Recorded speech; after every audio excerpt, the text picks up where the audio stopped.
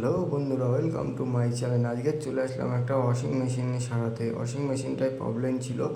Problem বলতে ডোর সুইচে কাজ করছিল না, তাই ঝপঝপ করে ডোর সুইচ কিনে এনে লাগিয়ে দিয়ে তা চালিয়ে টেস্ট করছিলাম। হ্যাঁ, স্পিন হচ্ছিল।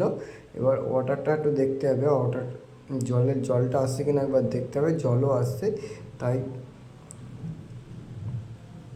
পুরো ওকে হয়ে গেছে মেশিনটা। 2 দিন ধরে খারাপ ছিল, ফোন করছিল।